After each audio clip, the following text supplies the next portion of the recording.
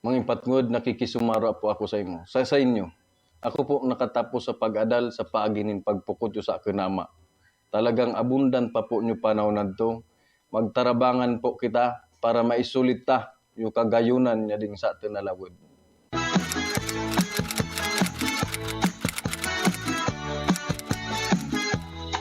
Mga istorya sa buwin, sa sasabihin buwin na mapupurutan ng leksyon, asa na pupunan sa pagtubod na dapat, ignoranting nakaistar sa sadiring banwan, maski sari sa kinaban, iisyon ta daw sa pupunan na urusipan ako mga istorya sa lingwaheng nagimatan.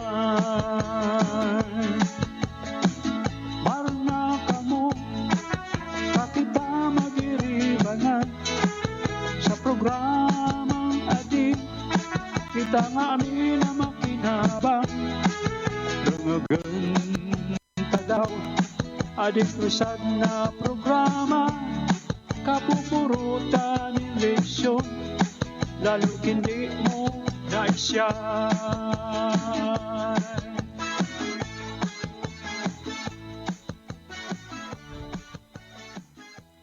Kaso nakaaging Martes sa Nobyembre 28, 2023, usad na pampublikong konsultasyon mga ugang ana ginibo dyan po sa Sangguni Ambayan Session Hall.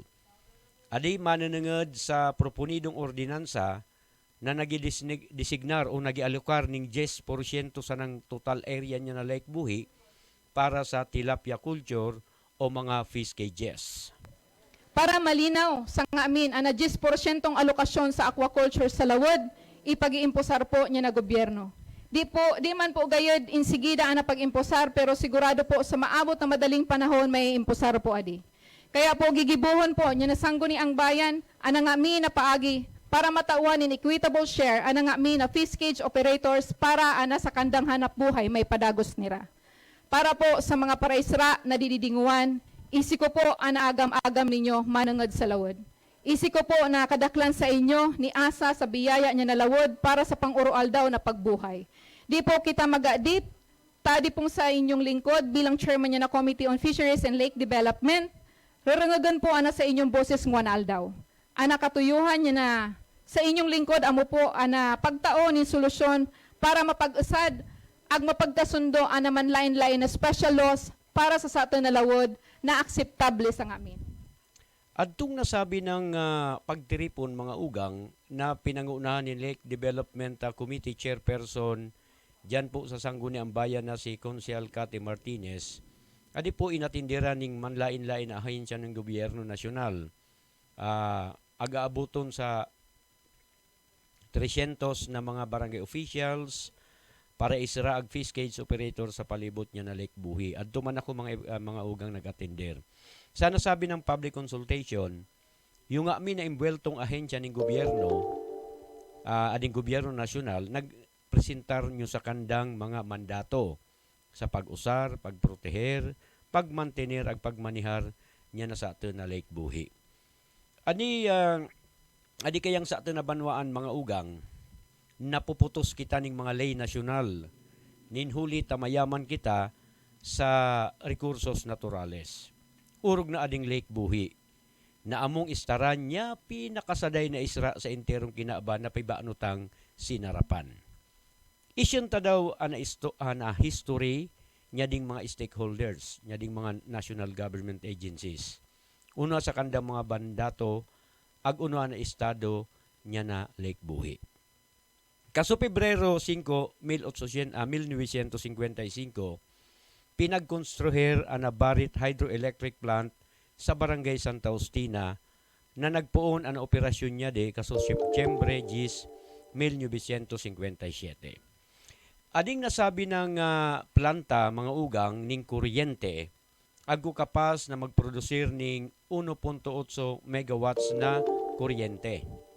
Anabulos ning tubig na nipairon sa turbina niya ding nasabi ng planta para magprodusir ning kuryente alin sa Lake Buhi. Kaso Hunyo 26, Hunyo 26, 1969, prinoklamar niya itong difuntong presidente Ferdinand Marcos sa balor niya na Proclamation number 573 ang haros enterong land area niya na buhi bilang forest reserve. Tanganing masusteniran ang pangangaipong tubig niya na Barit Hydroelectric Plant. Kaso 1979 man, pinagkonstruir man ang hydraulic control structure o mas bantog sa NIA Control Gate na pinagdisenyo tanganing masuplayan ang pangangaipong tubig alin sa Lake Buhi niya na 10,000 na ektaryang rice land dyan po sa Rinconada. Ading nasabi ng proyekto, pinangunahan niya itong Bicol River Basin Development Program sa tabang niya itong USAID. Ana manihamiento ang kontrol niya di itiniwala sa National Irrigation Administration o NIA. Ading nasabi ng istruktura, nagdulot ng problema ag kontrobersiya sa banwaan na buhi. Primero, ana hindi makontrol na ag maestablisar na water level. Ag kasumil ni 1983, naudan niya tuning tubig yung mga dibombang gripo urog na sa arataas na lugar sa poblasyon, Santa Clara, San Roque ag San Pascual. Kaya namundag yu Bruwasa kaso 1987. Sa nasabi ng konsultasyon, usad na opisyal niya na NIA, ana nagpahayag na mas pabor kuno sira na agubawdek umaati ana Lake Buhi taadipalan pataba kuno sa sakandang mga kaparian sa kababa niya ding Rinconada. Mientras tanto, pinag-introducer naman niya na Bureau of Fisheries and Aquatic Resources and a fish culture niya na tilapia sa Lake Buhi kaso 1979. Ayan. Pagkauman niya itong infrastructure niya itong NIA Control Dam, ipinag-introducer na pala niyo tilapia culture. Kaya poon kaso 1985 hasta sa presente, ninhuli sa mauyay na resulta niya ding tilapia fish production, duminakil ng mga investors, baga sana po mga taga-buhi, ana nag-venture sa tilapia culture didi sa Lake Buhi. Kaso Hulyo 16, 1987, sa balor niya na Executive Order number 224 na pinirmahan niya tong difuntong Presidente Cory Aquino, agtanganing maging efektibo ag efisyente ang pagmanihar niya na Buhi Watershed, itinao sa National Power Corporation sa paagi niya Buhi Barit Watershed Management Team ang kompletong jurisdiksyon, manihamiento ag kontrol niya na Buhi Watershed na susog sa prinoklamar ni Marcos kaso 1969. So actually, sabi ko nga ni kay nagko kami 3 major strategy programs. The first one, yung watershed rehabilitation. Na gusto naman lang po is mapakaraya sa atang nakadlagan para masustini ang nakalidad ng tubig sa atang nalawod. Para po ato sa power generations, sabi po niyan, pang-duwa sa irrigations, then pang-tulo, yung cultural farming, sabi ni Sir Noel, or cultural tilapia culture. Kaso 1993, pinag-introducer na sa buhi ana aqua feeds o mga sinakong pambahog sa Lake Buhi. 1993, naglaag yung mga tati feeds. Ninhuli ta duminakil na demand ag produksyon. Kaya kaso taon 1997, sa liderato niya tong difuntong Mayor Jose Y. Meseda, ag sa pasilidad man niya tong difuntong Vice Mayor Mila Di Manarig, bilang chairperson niya na Clean and Green Committee, napili natawan ng award na Lake Buhi bilang cleanest freshwater inland body of water in the Philippines. Kaso Oktubre 29, 1997, sa balor niya na Republic Act number 8371 o ana Indigenous Peoples' Rights Act of 1997, deklarado haros enterong banwaan na buhi bilang ancestral domain niya ng mga indigenous people o mga kaagtaan. Nakinsaari mga ugang, agko sira prioridad sa pag-isra sa Lake Buhi, ag pag-usar niya na rekursos naturales niya na buhi. Prioridad ang mga IP sa paggamit, no? Sa pag-harvest, sa pag-extract, sa pag-develop, sa pag-exploit ninya na lawod. So king agkuduwang nagibaranggaan prioridad po ana IP. Next. Kaso Pebrero 25, 1998, pinirmahan ni Presidente Fidel Ramos ang Fishery Code of the Philippines. Nakinsari, usad sa probisyon niya di na magdesignar ning 10% area para sa fish culture. Kaya poon na kaso Nakalagay po kasi sa batas dito na only 10% of the surface area of the lakes, rivers, streams are to utilize for aquaculture activities such as fish cage. So kasama yan. So based doon sa estimate namin, ang Buhi Lake, more or less may 16,000 hectares siya, surface area. So 10% of that is 160. So 10 barangay surrounding the lake, mayroon kayong 16 hectares na only utilized for aquaculture activities. By law. So, yung po susundin natin. Nakalagay po kasi sa batas dito na okay. So, kasuhon nyo 8, 2001, mga ugang, poon kaso 1998 palan hasta 2018, halos regular na o taon-taon na ang fiscal sa buhi, nakinsari nagdulot adin ng danyos na uminabot sa 322 milyones de pesos na pagkapierde sa mga fish cage sa operator. mayroon pa yan kailangan ibalik yung natural cycle niya kasi na-impede yung natural cycle niya, hindi naaalis yung self. Kasi nag-dive po kami dyan, 1 to 2 meters pagbaba mo, black na yan. Gusto sabihin, anoxic, mabaho ang tubig. So any time of the day, na biglang lakas ng ulan, siyempre ulan malamig, iilalim siya. So yung tubig na nasa ilalim na mabaho, may bacteria, anoxic, kulang sa oxygen, iibabaw siya ngayon, walang oxygen yung tilapia nyo, nakalubog yung tilapia nyo, maalam, patay. So yan. And pag nagkaroon ng amihan, magpipiskil. Pag nagkaroon ng habagat, magpipiskil. Kasi iniikot niya yung tubig, parang hinahalo niya yan. That's normal. We call that hydrologic cycle. Ang problema noon, yung natural flushing niya, hindi niya na nagagawa. Kasi nasarahan. Kumbaga, yung sa ibabaw ng lake, doon na lang may movement, yung surface. Pero yung organic load, yung mga namamatay, pag nagpiskil noon, nung nagpiskil, 2011, yung mga namatay na isda, hindi naman po hinango, pinabayaan lang mabulok doon. And the more na nilalagyan mo yan ng organic matter, tataas ng tataas yung bacteria sa ilalim niyan, dadami. So kaya po sabi ko, kung hindi nyo aayusin yan, time will come, you cannot culture tilapia there. Kahit prolific, kahit matindi yung tilapia, pag hindi niya nakaya, mamamatay din siya.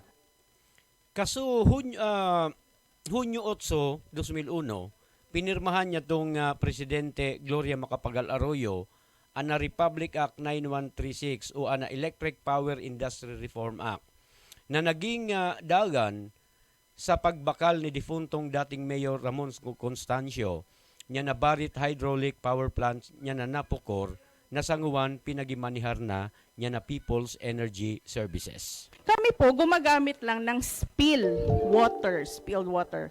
Kung unusulin na was, ang uman, gagamiton naman. We don't have power over the gates because it's the LGU and the NIA who control the gate. Buko po kami, Agkokan Ilyabi, we do not own that. Okay? So, our right, saan ba nang gagaling? Siyempre sa EPIRA law. Because we are a generator, we can generate and pwede kaming magpalabas ng kuryente sa grid. Water code, before we can talk about the 10% allocation, we should talk about the water code. Malinaw naman po dyan yung rules and law insofar as appropriation and utilization of waters would be concerned. Sabi nila, nahuhuli daw yung kuryente. Pero hindi naman yung sinabi doon sa batas mismo. Siguro, naisip, syempre, pinaka-importante naman yung domestic use. Naliligo ka, iinom ka. Kahit baga walang kuryente, basta merong mainom na tubig. Anyway, but that's a debatable issue, and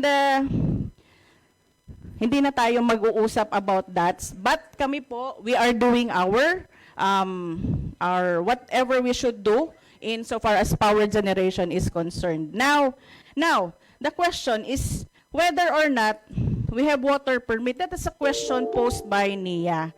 Because according to the law, PD 1067, no person shall appropriate water without a water right. But of course, ibang usapin yon kasi nga, iba po yung buhi.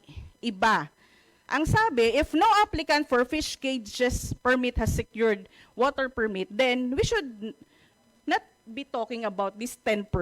But of course, we should relax it. Kasi kaya nga tayo nagkakaroon ng consultation. No appropriation of 10% should not be spelled out like strictly kung wala namang proper consultation sa ating fisher folk. Sabi ko nga doon sa taga-BIFAR, tiniem ko kanina, ano ba ang scientific basis ng 10% na yan? Bakit hindi 5? Bakit hindi 20 or more than 10? Ang sabi niya, because it is the, according to study, that's the where and when the fish, tilapia or whatever kind of species would be there, would what? Sustainably exist.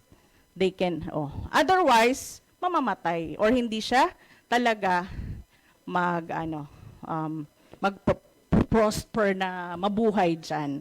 Yun po. So, yun lang. Pinost ko lang ng question na yun. Kung wala bang permit, hindi ka na ba dapat maglagay dyan ng fish cage? Ang minimin ko ng permit, water permit. Who issues the water permit? It's not the LGU, but it is the National Water Resources Board.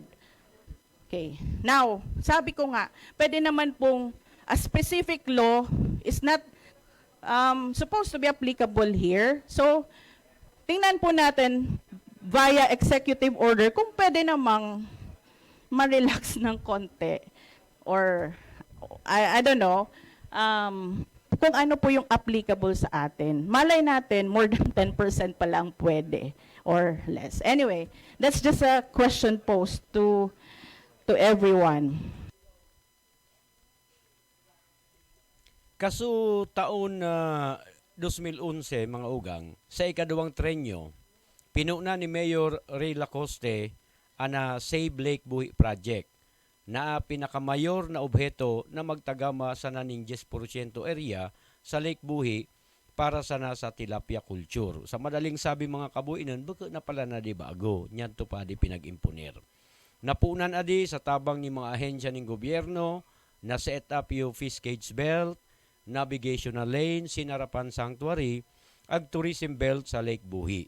Binaklas yung mga fish cages na ada sa lugar, ag iba pang interbensyon, maibalik ang integridad ag kalidad niya na Lake Buhi. Alagad, hindi adi na sustiniran hanggang sa mga panahon na di. Kaya nguwan, pinagibuhay na naman niya ding nagbalik na administrasyon.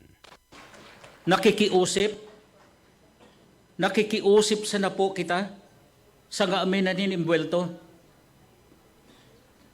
Pati na po sa pag-ataman niya sa atin na lawid. Isip po baga ninyo, kaso ako na alkalde niya sa atin na banwaan, inimplementar ko yung Save Lake Buhi Now project. Sa presenting uwan, padagustaan gigibuhon. Tangani mas lalong pakinabangan niya sa atin na susunod na henerasyon. Okay. So, mga ipatngod, kasumayo 27, 2013, sa balor niya na DNR Administrative Order Number 2013-16, pinagdesignar ang Buhi Watershed, partikularmente ang Lake Buhi bilang usad na Water Quality Management Area. Tanganing mamantener, maprotehiran, ma-improve, ag masustiniran ang kalidad niya na tubig niya Lake Buhi. Ninhuli niya di, nagkaago ning regular na pagmonitor ana WACMA sa kalidad ng tubig niya na Lake Buhi. Based sa 2012 to 2022, rather, yung mga nakapula, yan po yung may problem po or bumagsak po sa na-mention natin na parameter. So, particularly po, sa fecal coliform, yung fecal coliform, galing po siya sa mga warm-blooded animal po, or including po yung sa mga tao na parang kung wala po tayong, kung incorrectly po yung design ng mga septic tank po natin, then nag-drain po siya sa Lake Buhi natin. So, yun po mismo, tataas po talaga yung fecal concentration po natin. Then, pag may nakaligo po dyan sa Lake Buhi, then nainom po yung tubig na yun, possible po magkakaroon po ng sakit, mga typhoid fever, diarrhea. So, na-imagine nyo po yun. So, yun po yung inaiwasan po natin. Then, tumaas din po yung phosphate natin. Ito naman is nag-drain or run-off po from yung mga agricultural lands, nag-run-off yan, papapunta sa Lake Buhi. Possible po yung mga pesticide, insecticides, yan din po ang sources po sa phosphate natin. Then, patungkol naman po sa oil and grease, mataas din po. 3, yan naman po is makukuha natin siya sa mga used oil or yung mga discharges from the motorized bangka po natin. So, nag-drain siya sa lake. Then, sa mga kabahayan din po, yung sa domestic waste, yung mga pinaghugasan natin ng mga plato na may lana-lana or oil, yun po, pag nadidrain po siya. Kasi yung isang po, mga sampling station po natin, yung sampling station po natin na isa, dyan lang po mismo, malapit sa may market natin. So, nakukuha natin or nakaka-captured po natin during sampling po natin. So, yun din po. Kasi kumbaga tayong lahat is may responsibilidad po sa pag-protect po ng Lake Buhi. Hindi lang siya responsibility ng isang agency, sa atin pong lahat yan. Kasi yung Lake Buhi natin po, sariling atin po. Pangalagaan po natin siya. Then magsisimula po siya is within ourselves. Okay po? Kasuhunyo 22, 2016, pinirmahan ni Presidente Rodrigo Duterte ang Republic Act 110381 o ang Expanded National Integrated Protected Areas o ading INAIPAS na pinagideklarar na 1.6 ektaryang natad sa buhi ag sa Pulangi Albay bilang Buhi Wildlife Sanctuary. Kaiba na po didi ang Lake Buhi para maprotehiran ang nasinarapan ag iba pang endemikong ayop didi. Sigun sa PAMBI, suminobra na sa 10% ang alokasyon niya ng mga fish cages sa buhi sa mga oras na adi. Kung makikita natin, ang kabuuhan po ng Lake Buhi is 1,595.61. Doon sa ginawa naming ang tawag doon, ni-wrote namin ulit, lumabas ngayon, trinaking namin, lumabas ngayon na 785.37 hectares ang occupied ng Lake Buhi. So we only require 10%. So we have an excess of 785 minus 150 something or 160 sabihin natin, we have an excess of more or less 500 hectares. Sige po.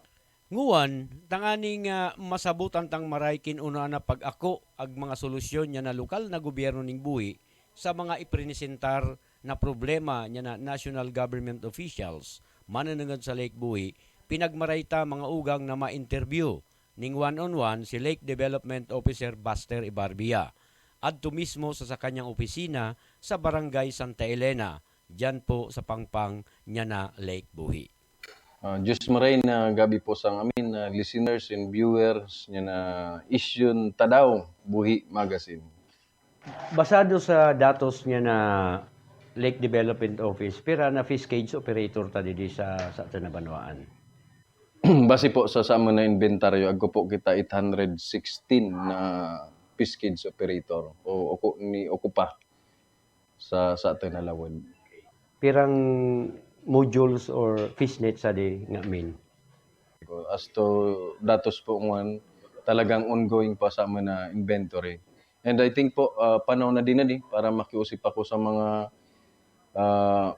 constituentes ng lalo yung okupantes dyan sa Lawod na makisumaro sa Lake Development Office na kinpwede pumunta ag sira magpresentar yung sa kandang kinpera talaga yung sa kandang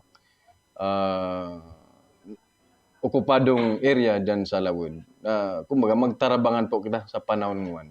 Puro po sira registered ag nagibayad ning buwis sa lokal na gobyerno ag sa munisipyo sa akwa. Ag iba pang mga charges din sa tesorería municipal. Napapanahon siguro kasi nagkagkuna ko koordinasyon po sa atin na Municipal Treasurer's Office. Kuko po yung datos sa yung managbarayad. After all, opisina po ni assist lang and yung talagang pibayaran po para siguradong udakin uno pa man, automatic pag nagbayad po kay pan resibo. So, ika-capture ko yung data to sa Municipal Treasurer's Office, yung mga nagbayad. Pero dakil po na nagbayad na. And ni-appeal po kita sa mga sa atin na ipatingod dyan sa Lawod na pwede magbarayad na.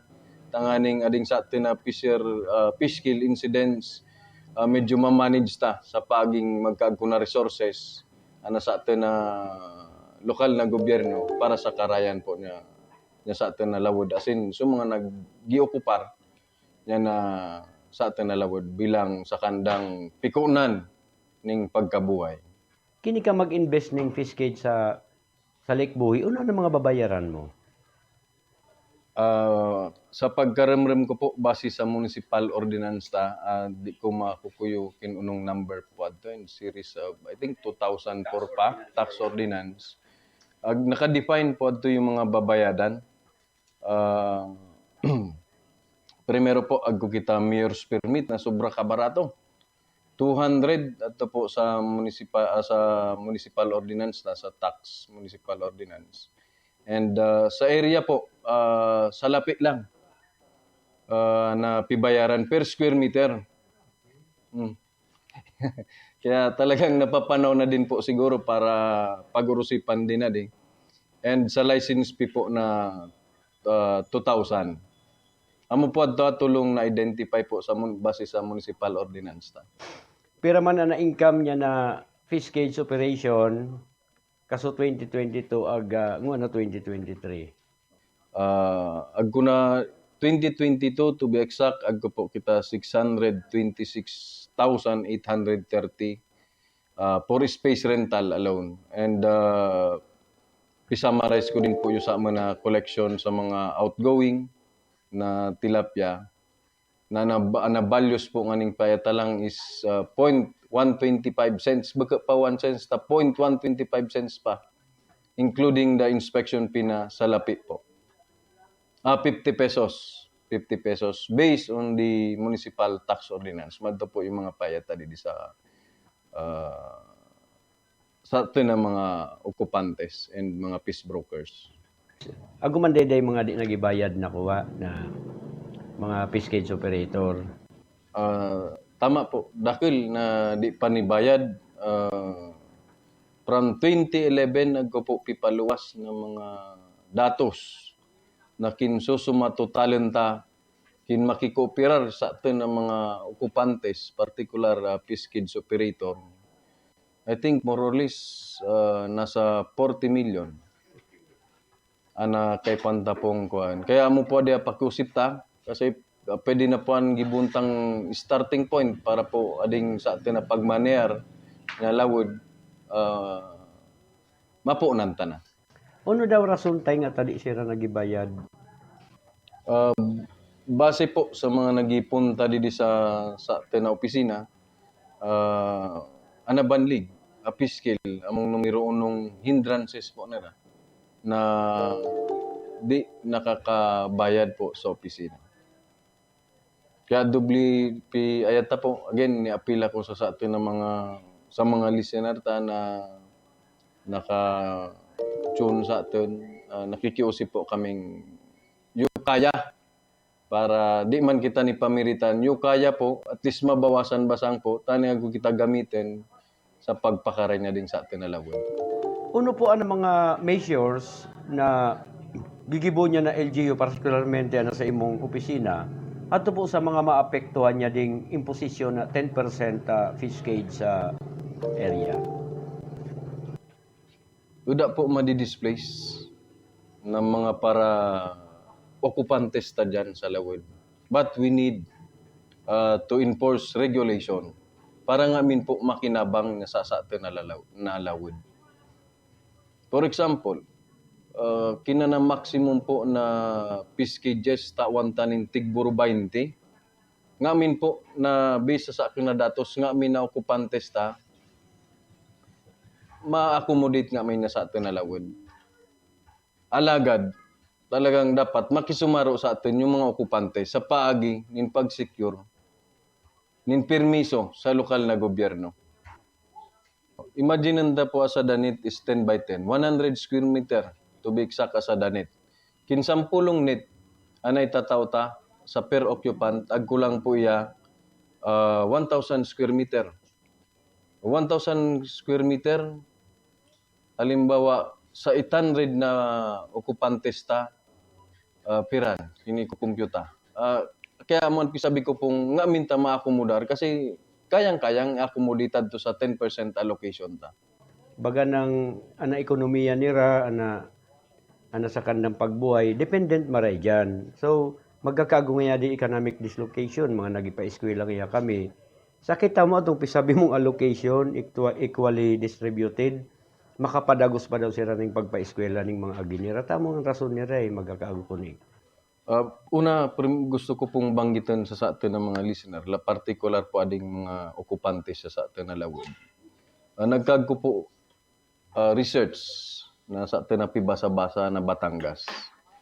I-equal mo po na 10 nit sa 50 nit na floating na gamit na feeds na mababawasan nyo sa atin na pollution sad sa factor na nikos nin pollution sa atin na ding feeding management sa atin ng mga okupantes.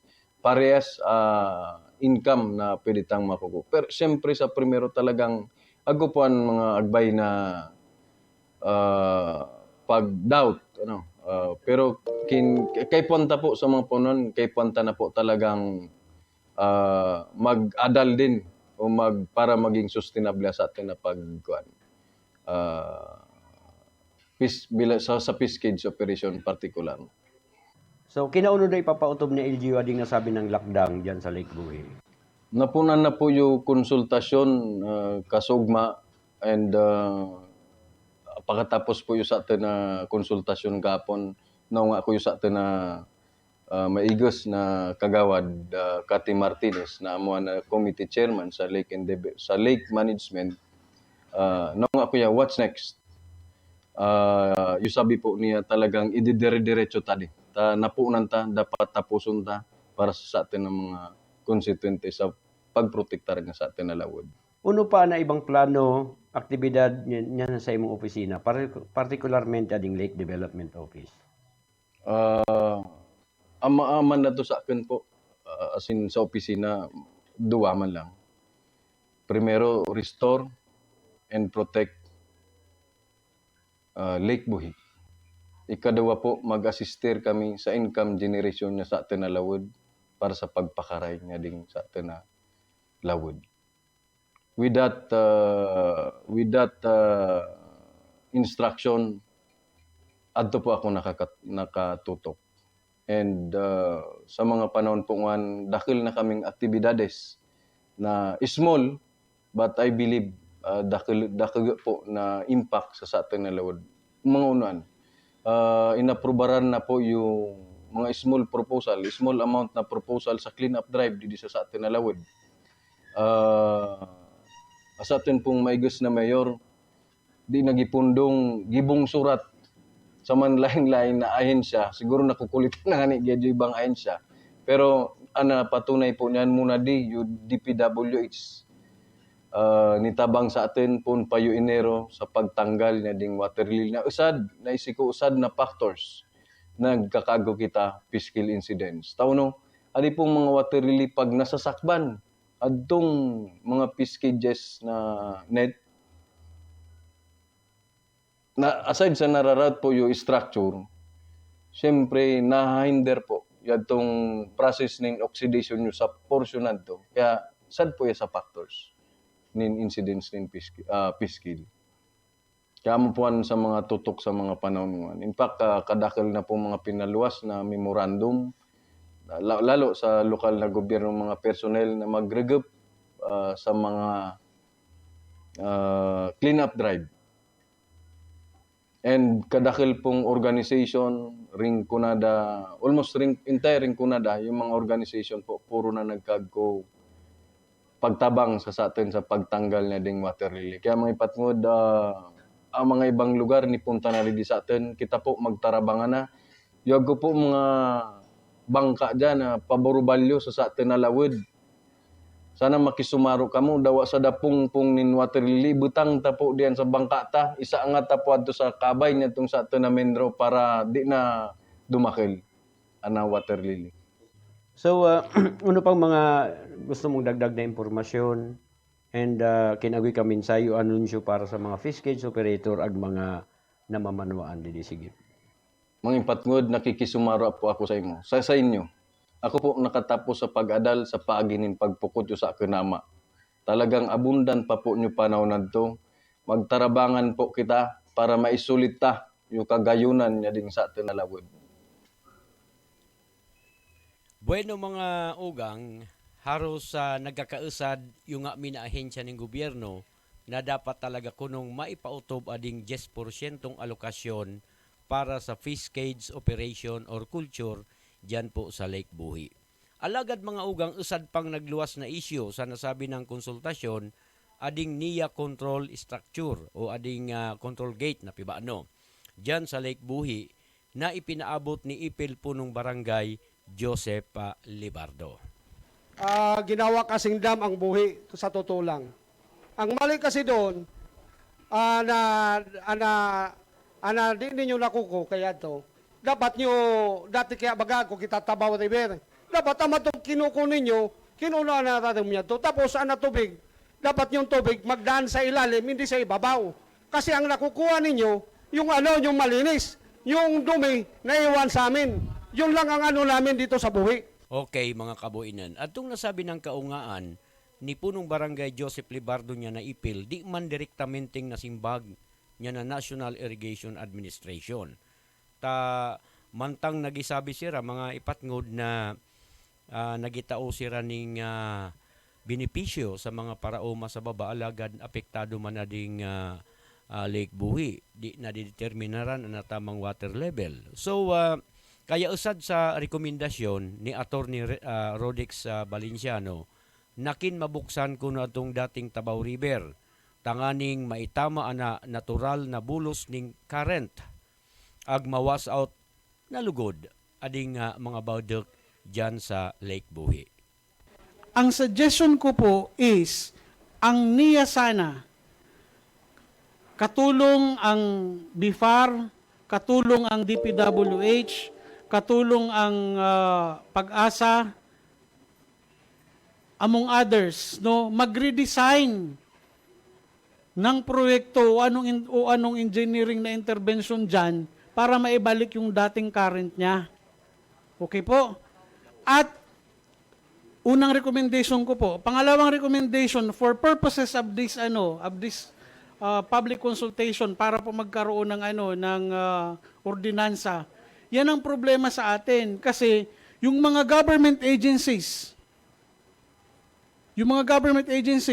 including us, NCIP, no? Nag-i-implement ng mga proyekto na walang coordination sa bawat isa.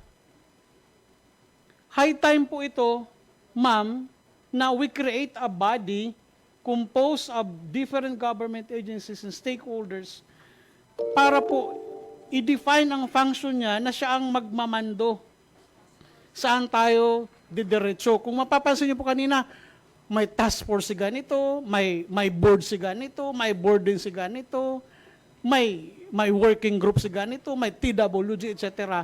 Ang kailangan talaga is sino yung mag-govern. So siguro kung yung sa policy planning, etc., interagency, kasi may mga kanya-kanya pong mandato po yan eh. Yung mag-i-implement yung LDO. So yan po ang pwede nating direksyon. So hindi pwedeng isang government agency lang because we know very well na marami po ang gamit ng Lake Buhi. So ako po I strongly suggest, especially siguro sa WACMA and PAMBI, no, to pass a resolution urging these government agencies to to come up with the project proposal study, no, na maibalik po yung dati para po mairespeto yung sinasabi ng BFAR na maibalik niya po yung hydrodynamic cycle niya. Yan ang pinaka-purpose. So, salamat po.